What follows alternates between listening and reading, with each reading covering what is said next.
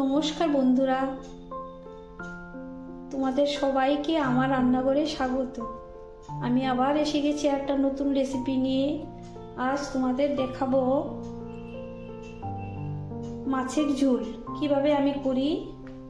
এখন তো গরম আসছে, তার জন্য একটু পাতলা করে মাছের ঝোল আলু দিয়ে কিভাবে আমি করি সেটাই তোমাদের কাছে শেয়ার করব।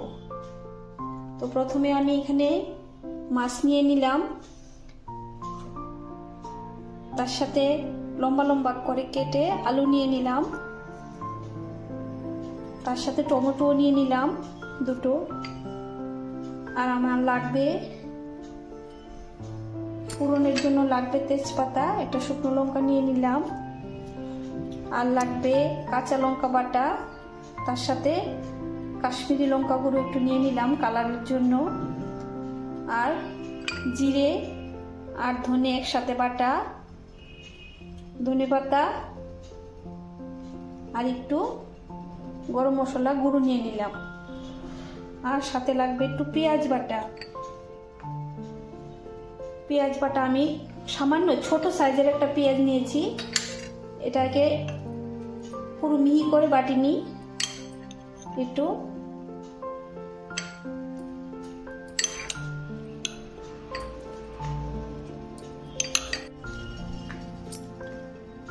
দেখো পেঁয়াজটাকে আমি মিহি করে বাটিনি, এরকম একটু দানা দানা রয়ে গেছে। এখন আমি মাছগুলোকে ভেজে নেব, আলুগুলোকেও ভেজে নেব ভালো করে নুন হলুদ দিয়ে, আর টমেটোটাকেও একটু ভেজে নেব।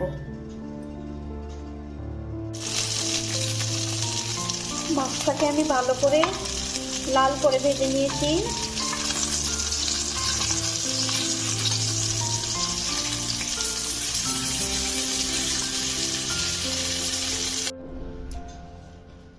দেখো আমি মাছগুলোকে ভালো করে ভেজে নিয়েছি, আলুটাকেও ভেজে নিয়েছি, আর টমেটোটাকে হালকা করে ভেজে নিয়েছি। এবার আমার যেটাকে করতে হবে, আমি এখানে যে পেঁয়াজ বাটা করে রেখেছি, পেঁয়াজ বাটাটার সাথে আমার জিরে আর ধনে বাটাটা একসাথে মিশাতে হবে।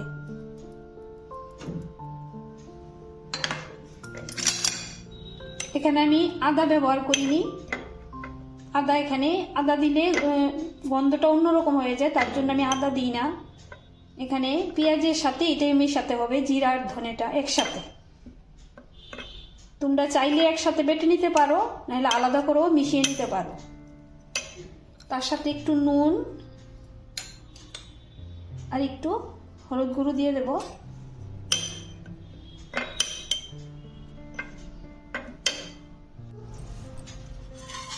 এখন আমার কড়াইতে তেল গরম হয়ে গেছে, আমি সরিষার তেল এখানে ব্যবহার করেছি। এখন বাকি রান্নাটা করে ফেলবো। প্রথমে আমি শুকনো লঙ্কা আর তেজপাতাটা দিয়ে দিলাম,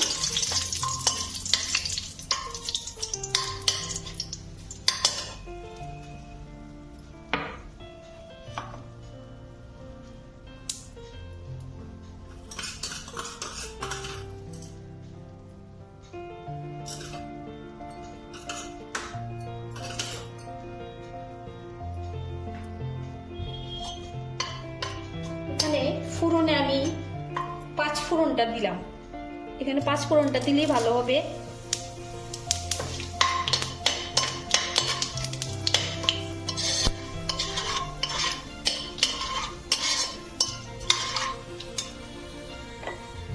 এখানে 5 ফোড়নটা দেওয়ার পরে আমি পেঁয়াজ বাটাটা যেটা মশলার সাথে একসাথে রেখেছি ওটা দিয়ে দেবো। এখনই ওটার ফ্লেভারটা খুব সুন্দর একটা ফ্লেভার আসবে। এটাকে ভালো করে ভাজতে হবে।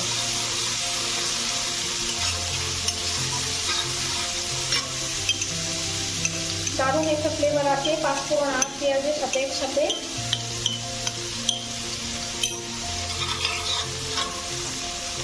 তোমরা চাইলে যে কোনো সবজি দিয়ে এই ফ্লেভার বানিয়ে খেতে পারো। ঝিঙে আলু, বেগুন আলু, চিংড়ি আলু, কপি দিয়ে আলু, এগুলো সবগুলো সবজির সাথেই ভালো যায়। লাউয়ের ডাঁটা, কুমড়োর ডাঁটা এই সবগুলো সাথেই ভালো যায়, খুব ভালো লাগে, তোমরা খেয়ে দেখবে।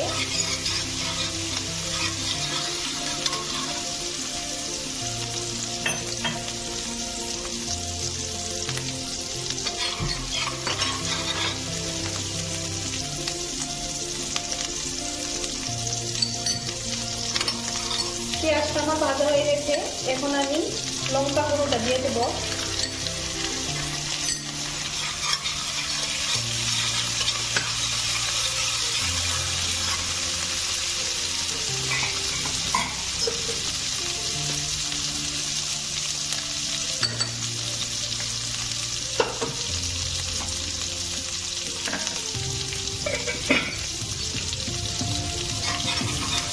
তার সাথে একটু সামান্য গরম জল দিয়ে মশলাটাকে ভালো করে কষিয়ে নিই।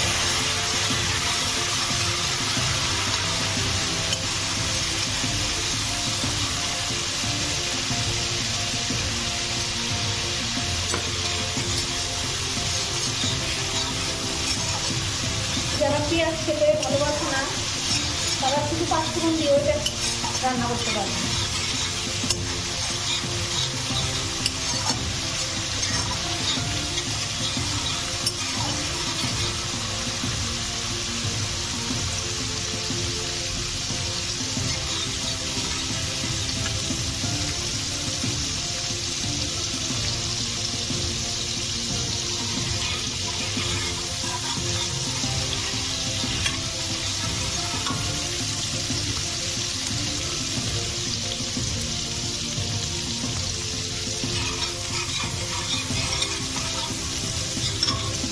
মশলাটা আমার ভালো করে ভাজা হয়ে গেছে, এখন আমি আলুগুলোকে দিয়ে দেবো। আগে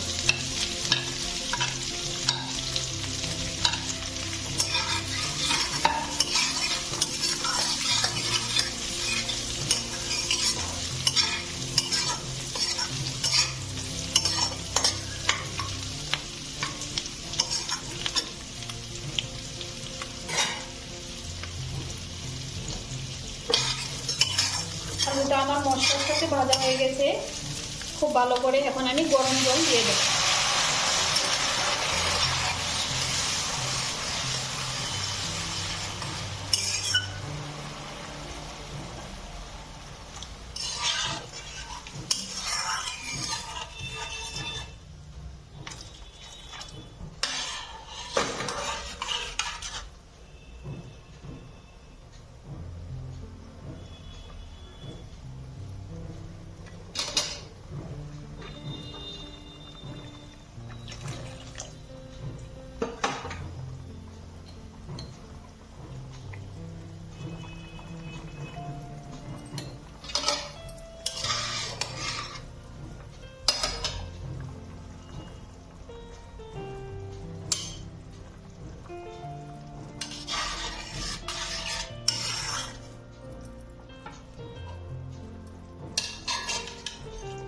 আলুটা আমার আগে সিদ্ধ করা ছিল, তাই আলুটা তো সিদ্ধ হয়ে গেছে, এখন আমি মাছগুলো দিয়ে দেবো।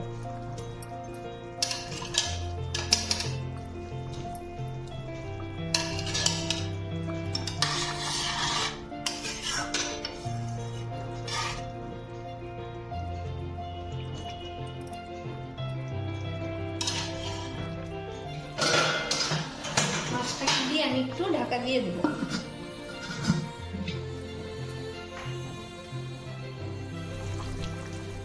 মাছের ঝোলটা প্রায় আমার হয়ে এসছে, এখন আমি টমেটো ভেজে রাখা টমেটোগুলো দিয়ে দেবো।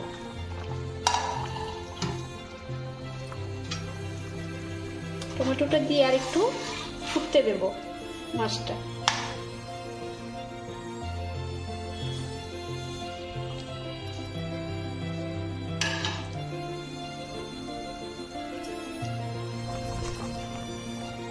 মাছের ঝোলটা আমার হয়ে গেছে, এখন আমি গরম মশলা গুঁড়োটা দিয়ে দেবো, সামান্য, বেশি পরিমাণে লাগবে না। দিয়ে তারপর ধনেপাতাটাও দিয়ে দেবো। ধনেপাতা এখানে দেওয়ার কোনো দরকার নেই, এখন যেহেতু শীতকালে ধনেপাতা আছে তার জন্য একটু দিলাম, আর গরমের সময় তো থাকবে না, তখন এটা দেওয়ার কোনো প্রয়োজন নেই। বাস আমার হয়ে গেছে মাছের ঝোল পাতলা করে।